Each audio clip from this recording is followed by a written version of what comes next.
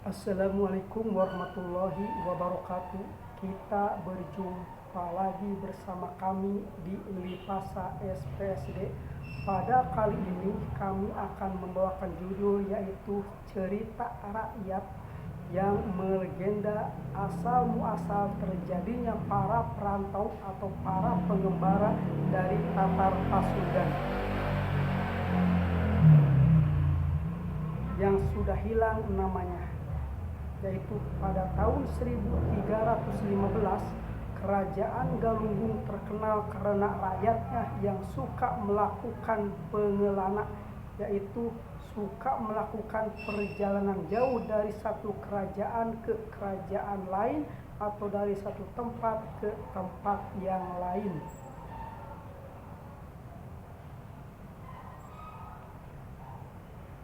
Bahkan rakyat Galunggung pada waktu itu melakukan perjalanan yang sangat jauh, yaitu di ujung Nusantara, yaitu di daerah Dompu, kalau sekarang daerah Kerajaan Bima, Nusa Tenggara Barat. Inilah banyak para perantau dari Kerajaan Galunggung yang mengadakan pernikahan dengan kerajaan setempat, yaitu Kerajaan Dompu di daerah Bima, Nusa Tenggara Barat. Mereka mengadakan perjalanan secara langsung ataupun tidak langsung melalui kerajaan-kerajaan lain dengan kerajaan lain, yaitu dari Kerajaan Bima. Pada waktu itu mereka berangkat dari kerajaan lain menuju ke kerajaan daerah Dompu, yaitu di Bima, Nusa Tenggara Barat, yang berjumlah 10 orang laki-laki yang dipimpin oleh seorang panglima bernama Surya Winata. Sementara adiknya yang bernama Dirya Winata melakukan perjalanan jauh, yaitu ke daerah timur atau sekarang daerah Flores, Kupang, Nusa Tenggara Timur. Mereka melakukan perjalanan jauh bahkan sampai ke wilayah semenanjung Arab seperti negara Arab Saudi, negara Mesir, negara Palestina, negara Yordania.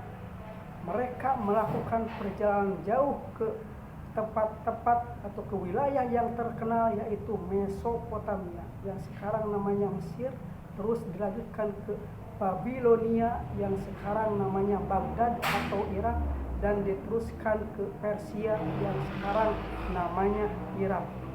Karena banyaknya para pengelana atau para perantau dan para pelancong yang menuju ke daerah kerajaan-kerajaan lain pada waktu itu di berbagai kerajaan lain, maka pada waktu itu ada sebutan atau sebutan yang sangat melekat di hati para perantau, yaitu dengan sebutan rakyat dari Kerajaan Galunggung sebagai suku perantau dari Tatar Pasundan. Dan saking banyaknya mereka merantau ke negara-negara lain, yaitu ke negara-negara Arabia, maka pada waktu itu ada sebutan, yaitu mereka disebut sebagai bangsa atau perantau dari kerajaan di wilayah Nusantara. Di zaman dahulu, kalau ada orang Galunggung yang menetap dan tinggal di kerajaan lain atau di wilayah Nusantara, rakyat dari kerajaan lain itu bertanya, "Dari mana asal Anda?" Mereka dengan bangga, "Saya berasal dari Galunggung." Begitulah mereka bangganya bahwa saya berasal dari Galunggung.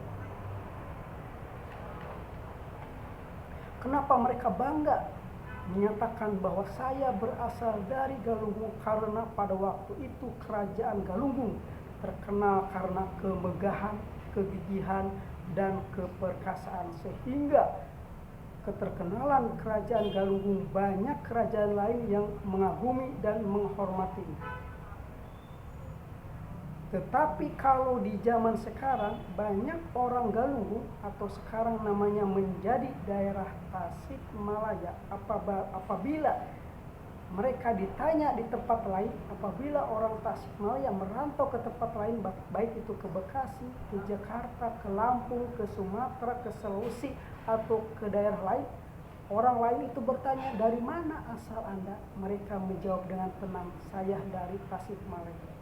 Mendengar Tasikmalaya seakan kita mendengar secara hampa terdengarnya. Karena apa?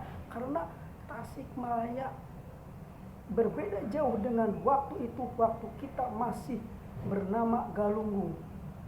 Karena Tasikmalaya lebih jauh dan lebih hebat waktu ini, karena Galunggunglah yang lebih hebat.